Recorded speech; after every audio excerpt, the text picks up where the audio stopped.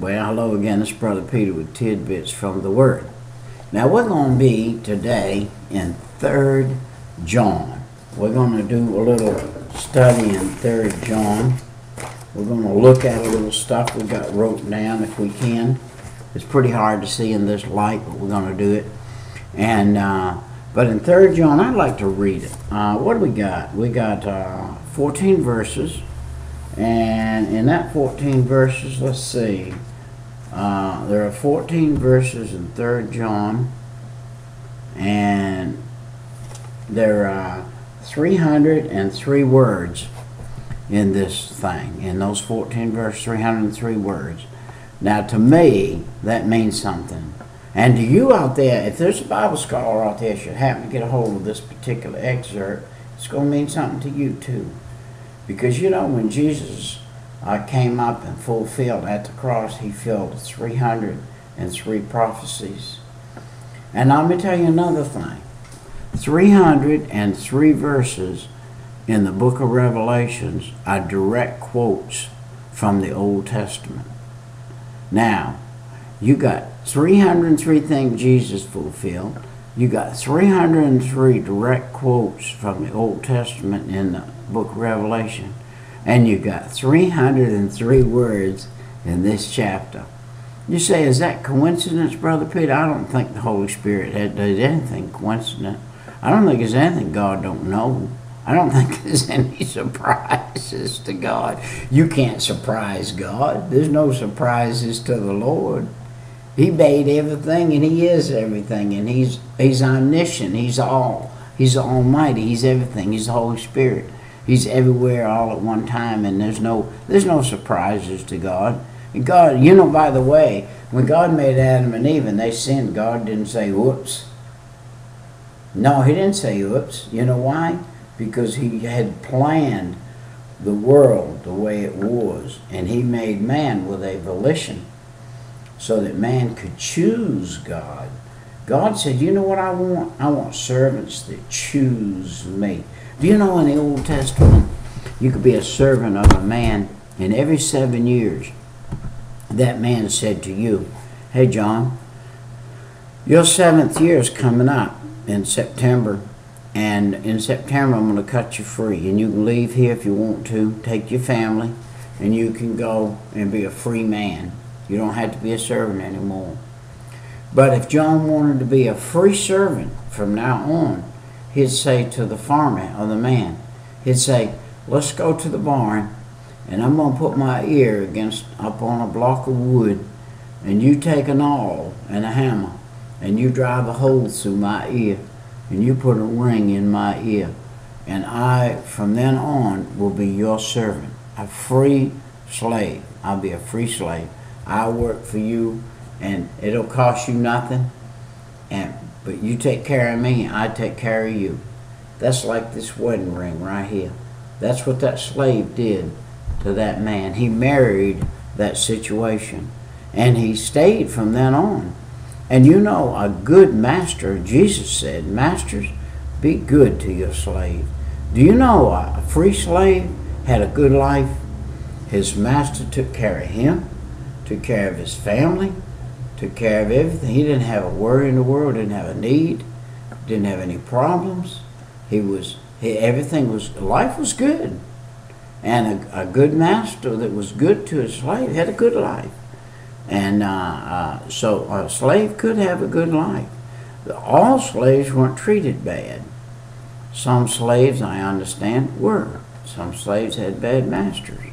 Let's get back in the book of John. He said, the elder unto the well-beloved Gaius, whom I love in the truth. Do you have a friend that you would write a letter to and say, to my beloved friend, whom I love in the Lord, whom I know is truth? And then he goes on to say, beloved, I wish above all things that thou mayest prosper and be in health, even as thy soul prospereth. Here's a man that his soul was prospering. Now, he wanted to see his body prosper. He was not jealous because another man was prospering. So John was not jealous. Another man was prospering. He thought it was great. Do you know this guy might have been twice as rich as Paul or John. He might have been twice as rich as anybody around. And he was prospering. And John said, I want you to prosper just like your soul's prospering. He said, you got a beautiful soul, and I can see it, and I want to rejoice in it. And then he said, I want to rejoice over the fact that you walk in truth, guys.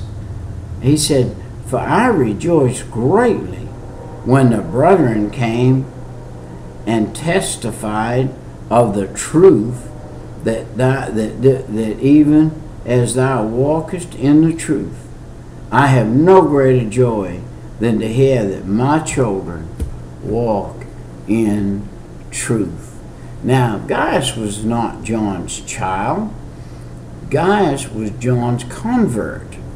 He had won him to the Lord over there. He won him to the Lord, and then he nurtured him. He fed him some milk and then some pablum, and he brought him along. And now he's a man walking in truth. Wow. Wouldn't it be nice if we had half a dozen people in a church walking in truth? What God couldn't do.